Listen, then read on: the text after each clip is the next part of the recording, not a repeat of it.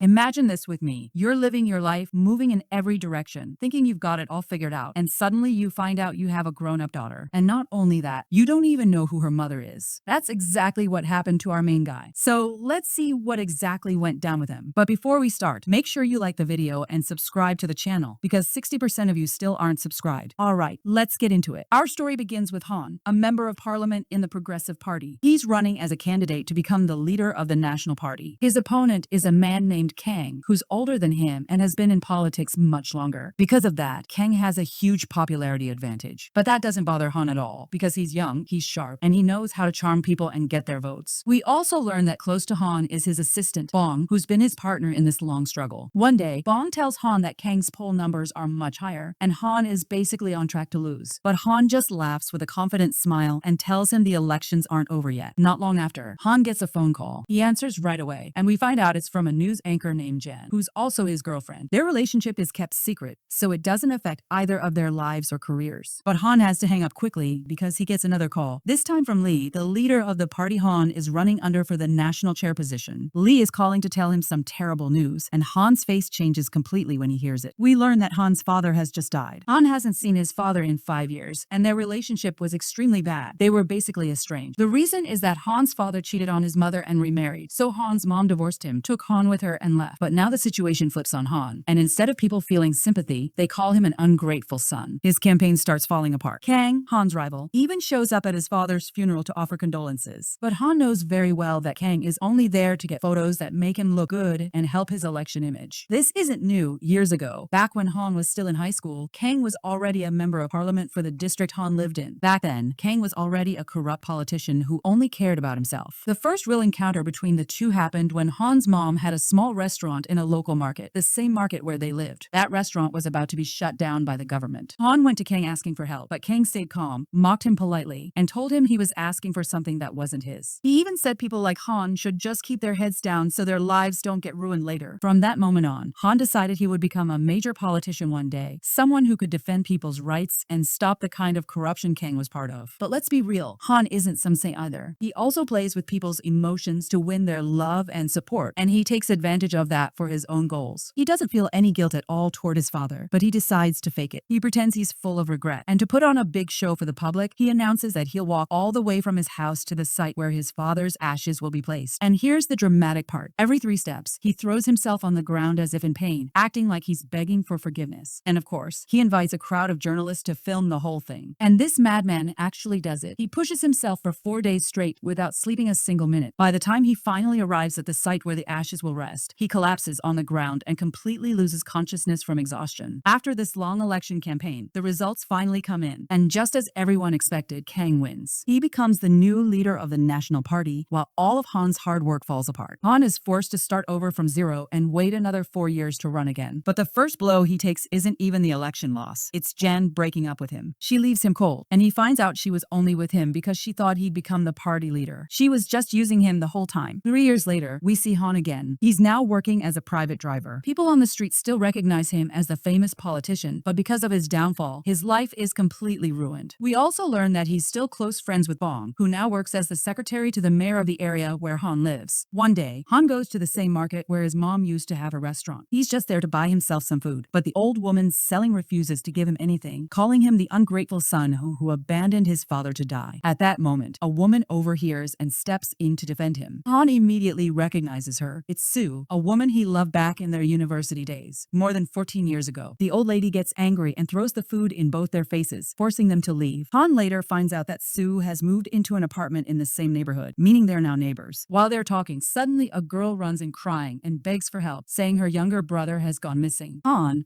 who's always been skilled at exploiting situations, decides to use this chance to make himself look good again. He declares that he'll find her brother and that from now on, he's responsible for her. He drives off with the girl, whose name is Da. She tells him she has 2 brothers and a younger sister. The 3 of them are from one father, while she herself is from a different father. Their mother passed away, and their stepfather was a bad man who suddenly abandoned them, leaving behind a massive debt they now have to pay. As for her real father, he doesn't even know she exists. She's been searching for him and finally discovered where he lives. Planning planning to go to him that night. Han ignores all that and goes to the police station with her. While they're there, she gets a call saying her missing brother has been found. Han drives her back to the hotel where she and her siblings are staying. Before she leaves, he gives her his number and tells her to call anytime she needs something. But we find out it was all an act. The girl and her siblings are hiding a big secret. Later, Da calls Sue, the woman Han had reconnected with, and tells her she found her brother. She and her siblings then meet up with Sue and introduce themselves. The first one is Talk, the younger brother of Da. Then there are the twins, Tai and Yi. We also find out again that Da has a different father from the others. She explains that she's already found her real father and plans to go see him that very night. That evening, Han suddenly feels the urge to call Da to check on her. When she answers, she says she was just about to call him too. Han asks if she's met her father yet, and she tells him she's standing right in front of his house. Suddenly, Han hears his own doorbell ring. He opens it, and there she is, standing at his doorstep along with her siblings. Han lets them in, completely shocked, and demands to know what's going on. It tells him it's simple. He is her real father. Han insists that's impossible. He says he's never been married or in any kind of relationship that would make him someone's father. But Dick explains that he met her mother, Mi, during a school trip to an island back when he was in high school. And when Han thinks about it, he actually remembers that trip and the girl he instantly fell for. That girl really was Dae's mother. Their relationship didn't last more than a day, but what happened between them did happen. Still, Han doesn't want to believe it. But just as they're talking, the doorbell rings again. Han opens it and his face goes pale. Sue is standing there. He panics at the thought that Sue might discover he's Dae's father. Quickly, he hides Da and her siblings in a room, locks the door, and then greets Sue, pretending everything is normal. Sue says she came to check on Da and her siblings because she felt worried about them and wanted to know if Da had met her father. Han assures her not to worry. He says he'll take care of everything and keep her updated. He rushes her out so she won't suspect anything. Sue goes home, where she lives with her sister Hyen. When Hyen hears about Da meeting her father, she tells Sue not to worry. If Da really is his daughter, surely he wouldn't abandon her. Meanwhile, Han decides he needs proof. He takes a DNA sample from Da to confirm if she's really his daughter. He tells her and her siblings they can stay with him until the results are ready. Then he goes to Bong, explains everything, and gives him the sample to handle the test discreetly. Han knows if this news leaks, his political career will be finished for good. But life inside Han's house completely changes. Suddenly, he's woken up by the noise of kids shouting. His office computer gets taken over for video games, and the whole house turns chaotic. Eventually, Han calls Da aside for a private talk. He tells her that even if she turns out to be his real daughter, her siblings aren't his blood, and he has no obligation to take care of them. He hands her a file with information about an orphanage and suggests putting them there. Da bursts into tears and tells him she never expected anything different. The same man who abandoned his own father and was called an ungrateful son would never hesitate to abandon his daughter or a few innocent kids who've done nothing wrong. She packs her things with her sister, tells Han she came to the wrong person, and decides to leave. As they're walking away, Sue sees them and is shocked. She asks where they're going, and Da lies, saying Han was kind enough to let them stay for a while, but now they found a small apartment of their own. Han loads their belongings into his car to drive them, but Sue insists on coming along. They all arrive at a tiny, shabby apartment with barely enough food. Sue, being kind-hearted, goes out to buy them groceries. Han goes with her, and the whole time, she keeps cursing their father for abandoning them so cruelly. When she comes back with food, she drops it off, but then has to leave to give them their space. Sue's way of talking always made Han feel guilty, honestly. And the very next day, Bong calls him and tells him the test results are in, and there's good news and bad news. The good news? That girl isn't his daughter. But the bad news is even heavier. Kang, his rival from 3 years ago, now has someone to carry on his legacy. Turns out Kang's son, Jun, has also become a politician and is running for elections, which means Han's chances of ever reaching his dream just got slimmer and slimmer. Meanwhile, let's check back in with Da. To support her siblings, she's been working at a gas station, barely scraping by. Life is brutally tough for her. One day, she suddenly gets a call from Ta. He sounds panicked, says they're in big trouble. She hears the twins crying in the background and rushes home immediately. That's when we find out their father's debt is massive. And the people who own that debt, they're basically a gang, dangerous guys who won't let it go. Since they don't know where the father is, the only ones left to squeeze money out of are his kids. At the same time, we cut to Han, who just got a request for a driving job. He accepts and goes to meet the client, only to be stunned when he realizes the client is none other than Kang's son, Jun. Not only that, but Jun was his high school classmate, the one he always had that toxic rivalry with. Their entire history was competition and resentment. And now, Han looks pathetic, just a failed man stuck as a driver, while Jun has risen to become a well-known politician like his father. And it doesn't stop there. Han discovers that Jin, the manipulative woman who once used him, ditched him and went chasing after someone else to exploit. And that someone is Jun. So now Han's driving his sworn enemy, knowing the woman he once loved left him for this same guy. Distracted, furious, and broken inside, Han messes up and causes an accident. But Jun brushes it off, saying the car is insured anyway, then coldly tells Han to leave. without giving him a single cent. Back with Do, she's stuck negotiating with a gang, trying to stall until she can get help. She calls Soob and tells her the kids are hungry, asking her to send food. But she doesn't really mean food. She just wants someone to come. Soob hears the twins crying in the background and immediately understands. She calls Han and tells him Da and her siblings are in danger. Han rushes over, storms into the house, and threatens the gang. When they demand to know who he is, Han declares, "I'm their father." And just like that, he drives the gang out. The problem is, that place is no longer safe for Da and her siblings. Han, though, just gets in his car and leaves, which makes Soob furious. She can't believe he won't take the kids with him. But the next day, Han rethinks things. He looks at his bank account, realizes he has just enough to manage for himself and the kids, and decides to bring them to live with him, at least until he can figure out when this crushing guilt will finally fade. This time, though, Han prepares proper beds for them. He's not going to make them sleep on the floor like before. And when Da finally gets a moment alone with him, she confronts him directly. She says she knows exactly why he took her and her siblings in, because he wants to polish his image and rebuild a good reputation to help his political career. Han denies it, but Dick calls him a liar. She tells him if they're going to live together, there need to be rules. She demands they write a contract. Han agrees right away. Together, they draft an agreement. Han will treat her and her siblings well, provide for them, and protect them. In return, Da will do her part, be a good daughter and raise her siblings responsibly. The contract will last until she graduates high school. After that, they'll cut ties. But that very same day, trouble strikes again. While Han's out, Ta plays around with a golf club and accidentally smashes it into Han's beloved fish tank. The glass cracks. She tries patching it up with tape, hoping Han won't notice. Later, Soob finds out that Han took Da and her siblings in, so she pays him a visit. Han orders fried chicken, asking Soob to eat with them. When the delivery man arrives, Soob is stunned. She calls him Dad. Turns out, he really is her father, the owner of that fried chicken shop in the old market. But before the reunion can sink in, the patched up fish tank finally gives way. The glass shatters, water explodes everywhere, and Han is devastated, screaming at the loss of his precious fish. Tak, of course, whips out his phone and records Han's meltdown, laughing hysterically at the chaos. Meanwhile, Soob goes back with her father to his restaurant. There, she bumps into June again. We learn that Soob is actually part of the production team for a political show, and June happens to be one of the program's hosts. At the same time, Han decides it's time to relaunch his election campaign to flip public opinion back in his favor. He sees an opportunity in Da. He asks her to write an article claiming she's his daughter, with 3 half-siblings from another father, and to share her full story so the public will sympathize with Han. She agrees, and the media eats it up. Suddenly, the headlines are all about Han, what a kind-hearted man he is. Exactly the image he wanted. The mayor notices too. He calls Bong, telling him he knows Bong was Han's assistant 3 years ago, and that it's time to bring Han back into politics. But Soob isn't buying Han's act. She's suspicious that he's exploiting the kids. She confronts him angrily. Da, however, steps in to defend Han. She insists he's a loving father, and that everything she's done was her own choice. Still, Han shows his true colors sometimes. On the kids' very first day of school, he decides to save money by skipping a proper breakfast. He just gives them cereal, even though Da says she doesn't like it. Han brushes it off, saying it's a healthy meal. While the kids are at school and daycare, Han has a live radio interview scheduled, his big step back into politics. But just seconds before it starts, he gets a call from the daycare. Yaz collapsed, sick, because Han forced her to eat a breakfast that didn't sit well with her. He's told to come immediately. Torn, Han finds a loophole. He does the radio interview by phone while rushing to the daycare. By the time he arrives, the interview is done, and he sees YA's condition. Overcome with guilt, he takes her and talk home, apologizing the whole way and promising never to repeat the same mistake. To make it up to them, Han takes Yi, Talk, and Suti to an amusement park. For a while, everything seems fun. But then, some fans recognize Han and ask for photos, since he's become something of a public figure. Han gets carried away, enjoying the attention, forgetting about the kids. In that small window, Yi spots someone who looks just like her father and follows him, wandering off. When Han and Soob realize she's gone, they panic, searching everywhere until Han finds her crying. He asks why she left, and she tells him she thought she saw her dad, but it wasn't him. She breaks down in Han's arms. For the first time, Han feels just how heavy her pain really is, and he promises her he'll never let her drift away like that again. Later, Han finally meets with the mayor, who reminds him there are only 6 months left until the election. The mayor believes Han is worthy of the position, but Han is nervous. He isn't ready. And things get worse when he learns June will be his opponent. That crushes him, especially knowing June already stole Maya and even his former assistant. But soon after, Soob calls Han. She's chosen him to appear on the political program she works for. Han agrees, only to discover later that it's not just an appearance, it's a live debate against June. At first he hesitates, but eventually he accepts. That night, June invites Soob to an expensive dinner. She's confused about the invitation until June flat out tells her he likes her. Soob is shocked. It's the first time anyone has ever confessed feelings to her. June admits he's a bit old-fashioned, but he wants to know her answer. She tells him she needs time to think. Later, Han sees June dropping her off and feels a sting of jealousy. When Soo gets home and tells her sister what happened, Hyen teases her, saying she thinks Han is actually more suitable for her. Soob tries to shut it down, saying the topic is closed, but Hyen just laughs and insists Soob still secretly likes him, even calling Han her future brother-in-law. Finally, the day of the political debate arrives. The topic? Abortion. It comes as part of the audience, there to cheer her father on. Han takes a strong stance against abortion, calling it a crime and saying no one has the right to end the life of a being who hasn't even been born yet. In the middle of the debate, Da suddenly looks unwell, but she reassures him she's okay. Debate ends successfully, leaving the audience impressed by the fiery rivalry between Han and June. Later, Han visits the mayor to discuss the election again, but outside the office, he notices a protest. The government wants to evict people from their homes and shops. Among the protesters is none other than Soup's father. Han goes to him, learns that he and the other market vendors are resisting eviction because the government wants to replace their community with a giant shopping mall. Han reassures him, says he knows the mayor personally and will make sure their voices are heard. But when Han meets the mayor, he learns the truth. This project is bigger than both of them. The only way to stop it is if Han wins a seat in parliament and builds a strong enough base of public support to make his influence count. That night, Han gets a knock on the door. A young man introduces himself as Da's boyfriend. Han lets him in, and we find out he's a trainee idol, about to debut with a new group. We find out that the twins really love Da, and it shows how much he's actually a good guy. He cares deeply, and he's the type who lives in another city, but traveled all the way just because he heard she was upset. That alone reassures her, and she tells him she's fine. She reminds him he needs to focus on his career and his future so they can get married someday. But the moment he leaves, Da calls Sue and bursts into tears, saying she needs her so badly. Sue rushes over, and that's when Da drops the bomb. She's pregnant. And she's pregnant by Wu, who's only 2 years older than her. She's 18, he's 20. A completely reckless situation. Sue tries to calm her down even though she's terrified herself, and promises they'll find a solution somehow. The next day, Da goes to see Wu, while Sue sits with Han and tells him everything. Han breaks down completely, calls Da, and orders her to bring Wu immediately. Poor Wu is scared out of his mind, but he decides to take responsibility and refuses to abandon her. When Wu finally comes face to face with Han, Han nearly loses it. He wants to hit him, but stops himself. Instead, he tells him flat out, the only way forward is for Da to have an abortion in secret. If the news gets out, Han's entire life will collapse. But Wu pushes back, saying he saw Han's debate where he said abortion is a crime. He wants to keep the baby. That makes Han furious, because Wu is throwing Han's own words back at him. After a long, heated argument, they all reluctantly agree that Da will go through with the abortion. The next day, she heads to the hospital with Sue. But what they don't know is someone's been tailing them, taking pictures. Not long after, Da shows up with Sue and suddenly starts eating like crazy in front of Han and Wu. And right there in the middle of the meal, she drops another bomb. She's decided to keep the baby. She says she won't kill her child because that's what her mom told her before she died. Her mom once considered abortion but didn't go through with it, and she told Da it was the best decision of her entire life. Wu is shaken but tells her he loves her and will stand by her no matter what she chooses. Han, on the other hand, is furious, but Sue reminds him this isn't his decision. They're the ones who will live with the consequences. And didn't he himself say abortion is a crime? Han is forced to keep his mouth shut, waiting to see how this pregnancy scandal will destroy him. Meanwhile, Han starts cozying up to Sue's father, taking on his fight against the corrupt businessmen trying to evict market sellers from their homes. But the scheme behind that eviction is run by Kang, the crooked politician. When Kang sees Han trying to rebuild his career by championing this cause, he decides to crush him. Turns out Kang was the one who sent someone to spy on Da and leak her pregnancy to the press. The scandal blows up everywhere. The entire country is talking about how Han forced his daughter into abortion after preaching the opposite in his debate. Wu's life also spirals. He's kicked out of his idol group and slapped with a massive fine he has no idea how to pay. At school, Da becomes a target for bullying. Girls whisper and mock her constantly, and one girl, Min, even leads the bullying campaign. On the night of Han's next big debate against Kang's son, all the cameras are on him, waiting for him to fall apart. But before starting, Han shocks everyone. He admits his daughter is pregnant. He admits he tried to convince her to abort, but she refused, and that her choice matters more than his. He apologizes publicly for the pain caused by his family, and then turns directly to Da, telling her he loves her and will stand by her. The audience is stunned, but the honesty makes them respect him even more, and his popularity actually grows. Not long after, photos of Wu surface, revealing him as the father. People realize he was an idol, but his company turns it into a PR move. Han strikes a deal with the CEO to spin the scandal for publicity. Wu's fine gets paid off, and although he's officially out of his group, he manages to land a new job. But it's brutal work, long hours, physically demanding, nothing like the glamorous idol life. Meanwhile, Sue is watching a romantic movie with her sister Hyen, and Hyen admits she knows Han loves Sue, but Sue refuses to return the feelings, even though she clearly has them. And then we discover the truth: Hyen is dead. Sue has been imagining her this whole time, suffering from survivor's guilt. Years ago, in college, Hyen asked Sue to join her at the mall. Sue turned her down because Han had invited her to a movie instead. That same day, Hyen got trapped in an elevator accident and died. Her last calls were to Sue, but Sue's phone was off. Ever since, Sue has blamed herself, broke things off with Han without explanation, and he never knew why she left. Now back to Talk, who's supposed to be the responsible one, but is just playing games on his phone. A classmate admires his game, so he lets him watch. Then, a bully shows up and mocks them. Talk loses his temper, grabs a pen, and stabs the the kid in the leg. A total disaster. The kid ends up in the hospital, and the school calls Han. Together, they visit the boy's mother, but instead of sympathy, she tells Tak he deserved to be insulted. Han blows up, calling her a terrible parent, and drags Tak out. Now Tak is facing the school's disciplinary committee. That night, their real father, Nam, suddenly shows up. He barges in, eats their food without even greeting anyone, then finally introduces himself. He tells Han he's heading to Vietnam to work and pay off debts. In reality, he just wants to leave without anyone stopping him. Nam convinces Han to let the kids stay with him until he gets settled. But later, Nam asks Han for money, takes his credit card, and even decides to crash at Han's place for a while. That hates Nam, so she moves in with Sue. Meanwhile, Sue invites Jun to dinner to come clean. She admits she doesn't really love him and may have just been using him. She rejects his feelings completely. The day of Tak's disciplinary hearing arrives. Han, being the sharp politician he is, figures out the chairwoman is a devout Christian. He wears a cross necklace on purpose and spins a heartfelt speech about repentance, forgiveness, and responsibility. The strategy works. Tak is spared serious punishment. But that same night,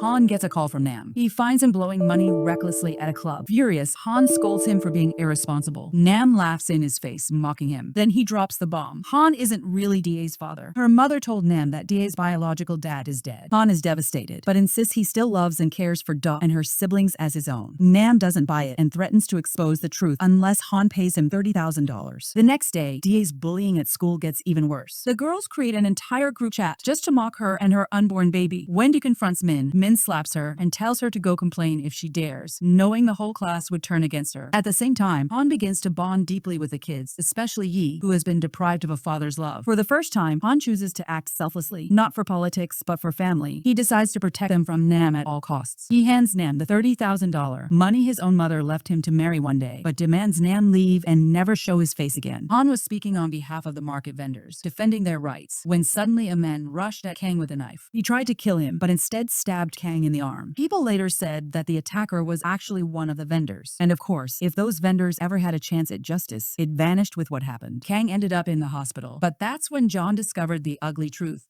that his father was a fraud. The attacker wasn't just some random man. He was part of a setup, hired by his father so the public would sympathize with Kang while the vendors' rights quietly disappeared. That's when John finally decided he couldn't stay silent. He announced he would run for election, but not with his father's party. He would go independent because he had seen enough proof that his father was corrupt. Later, Han ran into John outside near his house and was shocked when John told him they were now neighbors. John had moved into a modest apartment right next door with Sue. He also told Han that he was officially entering the election as an independent candidate with no party backing him, making the fight fair and honest. On top of that, John revealed he had quit his dangerous job and was now working at Sue's father's chicken shop. Meanwhile, the vendors had started forming a union to demand their rights, but they needed an advisor, someone who could guide them through the process and defend them. Han saw this as his chance. The vendors liked him, and he wanted the position. But Sue's father disagreed, saying he wasn't the right fit and instead suggested John, because John was a lawyer, now independent, and living among them in the same neighborhood. When Han asked why Sue's father didn't support him, the old man said it was because Han was too close to the mayor, and the mayor himself might turn against them. So the vendors decided to hold an election between Han and John. That decision stung Han deeply. Later that night, he drank alone and asked Sue to come sit with him. She did, and during their talk he asked if she knew John had moved in next door. Sue admitted that John himself had already told her. Then Han asked her straight up, did she love John? The question stunned her, but she quickly said no, insisting there was nothing between them. That's when Han pressed further. He asked why, back then, she had broken up with him without giving a single reason. Sue lied, saying she had forgotten, hiding the truth about her sister. Han told her he had loved her deeply, and as he drank more, the weight of the past poured out of him. Sue gently reminded him it had been more than 10 years, that the past was gone and pointless, and that they were both different people now. Suddenly, rain started pouring down on them. Han ran to buy an umbrella, then walked her home. When they reached her place, he left her the umbrella and walked away, soaked and silent, without even saying goodbye. He was crushed by her coldness. On the other side, Sue went home and broke down in tears. Her friend Hyen told her that if she still loved Han, she should give him another chance. But Sue confessed that if she hadn't gone on that date with Han years ago, her sister would still be alive. The next day, Han was in the market with Bong when he received a desperate call from an elderly vendor. The landlord's son had shown up to evict him, hoping to claim the government's compensation money for himself. Han rushed over and found the landlord's son being aggressive and insulting, even striking the old man. That memory triggered Han's rage because his mother had once gone through the same thing. Furious, he fought back and hit the landlord's son, forcing him to apologize. But the police arrived and arrested Han. Luckily, John came and used his skills as a lawyer to get him out quickly. story. Unfortunately, someone had been recording the incident. The video spread, showing only Han attacking an innocent-looking man without the context. To the public, Han became the villain in someone else's story. He was left lost, not knowing how to fix his reputation. Meanwhile, Da, who had been bullied relentlessly, finally snapped. She went straight to the girl harassing her, smashed her own phone in front of her, and declared that from now on she wouldn't see the cruel comments. If anyone had something to say, they could say it to her face. That bold move shocked everyone, but they admired her courage. Soon, Da made real friends and people realized she wasn't the awful person they had assumed. Back in politics, the mayor set up a big opportunity for Han. He arranged a meeting with Baek, the leader of a powerful political party, and Baek's nephew Hyen, the CEO of an investment company. Han was also the man overseeing the mall project plan to replace the mark. The meeting was clear. They wanted Han to act like a spy, convincing the vendors to accept the mall. Han was torn. Betraying the vendors meant betraying his own principles. He argued with the mayor, saying he couldn't do it. The mayor tried to tempt him, saying this was his chance to return to politics and maybe even become leader of the national party one day. But Han refused. He couldn't betray the vendors, not after what his mother had endured. The next day, he went to Lee, trying to negotiate that the vendors at least receive fair compensation. But Lee was dismissive. He didn't even want to compensate them at all. Bong whispered to Han, telling him to swallow his pride if he wanted to move forward. But Han stood firm. He said he could never do that to the vendors because his mother had once been in their shoes, and nobody helped her. In the end, the vendors held their election for union advisor, and Han won. His first and only mission: stop the mall project or at least secure fair compensation for everyone. But then, the real truth came out. Sue's father didn't want compensation at all. He wanted revenge. Years ago, Lee had owned the mall where Sue's sister, Hyen, died in an elevator accident caused by neglected maintenance. When Sue's father had demanded justice, Lee humiliated him, accusing him of only wanting money and not caring about his daughter's life. So when the mayor later told Han that Lee had scheduled a meeting to offer compensation, Sue's father refused to attend. He didn't want the money. He wanted justice. At that meeting, Lee offered the vendors only $200,000 each, when the minimum fair compensation was at least $6 million. Han realized then that Lee was rotten to the core, with no intention of doing right by anyone, and the mayor was protecting him. One day, Sue's father took Han on a quiet trip. He brought him to Hyen's grave and revealed the full truth. His daughter had died because of Lee's negligence. If another mall was built, more families would suffer. Han broke down in tears, finally understanding why Sue had left him without explanation all those years ago. By coincidence, Sue arrived at the cemetery that day too. It was Hyen's memorial. She saw them together and realized the truth had come out. Han also learned that the mayor wasn't just backing Baek and Lee, he was also involved with Kang in countless corruption schemes, which explained how he had stayed in power so long. With Bong's help, Han gathered evidence, confronted the mayor, and the man admitted it all. He told Han that if he wanted to survive in politics, he had to follow Baek and Han, but Han refused and cut ties with him completely. Bong resigned from the mayor's office and pledged his full loyalty to Han instead. From there, Han focused on exposing Lee. After digging deeper, he discovered that the elevator maintenance had originally been the responsibility of a man named Kim, Lee's old partner, but after the accident, another man, Cho, had gone to prison in Kim's place. Han and Sue visited Cho in prison. Cho revealed he had taken the fall because his daughter had cancer and he desperately needed money, so Kim had paid him off. When Han and Sue asked him to help set things right, Cho refused at first, but when his wife and daughter pressured him, realizing he had been used all these years, he finally gave in. Cho's wife handed Han a flash drive containing proof, records showing that Kim and Lee had been negligent, directly responsible for Hyen's death. Han turned it over to the police, and finally, Lee, Kim, and even the mayor were arrested for both the old crimes and the new corruption against the vendors. Sue's family was overwhelmed with gratitude. Without Han, Hyen's death would have never been avenged. Life slowly moved on. One day, Da and her sisters were eating at a local restaurant when Da recognized the owners. They were the parents of the girl who had bullied her. When the bully realized Da had discovered the truth, she panicked and fled, but Da confronted her outside, declaring that she wasn't ashamed. These were her parents, and if people wanted to talk, so be it. That same night, Han got a call from the police. His son, Tak, had been arrested, accused of trying to kill a classmate. It was the same boy he had stabbed before. This time, the boy's condition was critical in surgery, and there were 3 witnesses claiming Tak had attacked him for no reason. Tak swore they were lying, but Han couldn't bring himself to believe him. When he went to check on the victim, the boy's mother blocked him, furious and unwilling to forgive. Han's reputation shattered, his own son accused of violence again, just as Han was becoming more famous than ever and preparing to run in the election. And so, crushed and desperate, Han went to face his son once more. Tak was crying, insisting he hadn't done anything wrong. He told Han the full story. One day, he was on his way home and saw 3 witnesses attacking another boy violently. He tried to stop them and call for help, but the 3 lied, claiming Tak had done it to save themselves. Han told Tak that if this were the truth, the boy being beaten would have confessed. When Tak realized the boy had been in a coma and people misunderstood the whole situation, he cried even harder and pleaded with Han to believe him, insisting he was completely innocent. Moved by Tak's sincerity, Han decided to trust him this time. He searched for any evidence that could prove Tak's innocence, but couldn't find anything until the bully from the class turned up working at a local supermarket right where the incident happened. She had witnessed witnessed everything, though her testimony alone wouldn't be enough. But she had also seen a distinct car parked nearby with a dashcam that had surely recorded the incident. She called Hyen immediately and gave him the restaurant's name. Hyen tracked down the car, found the footage, and finally confirmed Talk was telling the truth. He rushed with the video to the boy's mother, who had been wrongly accused, and exposed how the 3 witnesses had threatened her son into lying. Finally, the truth came out. Hyen then held a press conference, declaring that Talk was innocent and emphasizing that he would always support his children, even if the whole world turned against them. This increased his popularity and reinforced his image as a principled man in politics. Most importantly, Talk himself started respecting and trusting Hyen, treating him well after previously resenting him. Later, there was a critical moment. Da began bleeding heavily, fearing she might go into labor. Han, Soo, and Woo rushed her to the nearest hospital. They were forced to take the elevator, which terrified Soo due to her past trauma with her sister's death. Han calmed her, and they safely made it out. Da was fine, but afterward, Han noticed Soo talking to herself. He realized she was speaking to her sister, asking her to let go and focus on her life, to give her feelings to Han. Han embraced Soo to comfort her. When they returned home, Soo looked through Han's books and discovered a DNA test proving Da wasn't Han's biological daughter, along with a contract showing that Han was legally raising the children with another man's consent. She confronted him immediately, slapping him with a pen, refusing to hear any excuses. Han tried to explain that she misunderstood. The contract was at her request, and he genuinely loved the children, wanting nothing from them in return. Soo didn't believe him and left. Han collapsed, heartbroken that after repairing his relationship with her, everything seemed ruined again. Soo, however, chose to stay quiet for the children's sake until she figured out how to handle the situation. Meanwhile, the elections officially began. Han had to run his campaign independently without any support. Soo witnessed the events and initially felt he didn't deserve success, but she saw his honesty and dedication, and the campaign gained traction. Han's popularity surged, and the people began voting for him. One day, Soo called Han to inform him that the twins had gone missing. He rushed home and found them with their father, Nam. Nam explained he had been remorseful for abandoning them, but had returned from Vietnam with significant wealth and intended to take them to live with him. Han was angry and questioned how Nam had obtained the money. Nam revealed he had gambled the $30,000 Han had given him, but won a much larger sum. Han was furious, reminding him of their agreement and demanding Nam leave the children with him. Nam insisted he had returned to tell the truth. Han learned that Nam had been an investigator in violent crime cases for 18 years. Nam explained a past incident in which he had failed to prevent a rape and subsequent death, revealing that his own father had died during the investigation. Han, overwhelmed with anger and frustration, broke a cup and walked away to think. Before leaving, Nam told Han to verify the story with Mai's brother, who confirmed it. Han also learned that Mi had once spoken highly of him, even though their brief relationship hadn't lasted, which devastated him emotionally. The next day, Han begged Nam to keep the truth hidden for the children's sake. Nam took the twins to live elsewhere, leaving Da and Han together. Han finally experienced loneliness for the first time since taking care of the children. Meanwhile, his election campaign continued successfully, keeping him in first place. Kang, unwilling to let his son lose, gave John a recording device with compromising information. John, unlike his corrupt father, refused to misuse it but informed Han, urging him to withdraw from the election to protect the children. Han approached Nam, pleading for him to return the money and hand over the recording, but Nam ignored him. Han had no choice but to withdraw. He called Bong and Soo, explaining the situation, and though both were upset, they understood the necessity. Han held a press conference to announce his withdrawal. Soo visited John, who explained that he knew Nam was the real father and warned Soo to stop the deception. Soo understood Han's integrity and sacrifice. At the press conference, Han revealed that Da and her siblings weren't his biological children, but he loved them and had raised them as his own. Before he could announce his withdrawal, Soo intervened, telling Han that she knew all along he wasn't their father, but that he had proven himself the ideal parent. She asked him to continue his campaign and win, not just for her, but for the children who truly supported him. Han promised her she would always remain his favorite child. As the days passed, the elections continued smoothly, and Han remained in first place. One day, Soo spotted Nam entering the TV station where she worked. She called Han, worried he would expose everything. Nam intended to reveal Kang's corruption, but ultimately acknowledged that Han had been a far better father, caring for the children in his absence. After finishing the interview, Nam found Han and Soo waiting, thanked them, and felt proud of himself for the first time. Han then received a call from Talk, who expressed gratitude and pride, and their relationship was restored. Meanwhile, John became widely disliked due to his father's actions, but Han supported him, clarifying that John was independent and not involved in his father's corruption. Kang had to hold a press conference, resigning from the National Party presidency to avoid harming his son's future. In the end, John won the election, becoming the party leader, and employed Bong as his assistant. Nam moved to Vietnam for work and to provide for his children. Han accepted his electoral loss, prioritizing his family above all else. Finally, Han, Soo, and their family tried to convince her to marry, but she needed more time. They were photographed together as a family, now with one more member, DA's daughter, signifying the next generation. And with that, the series concluded.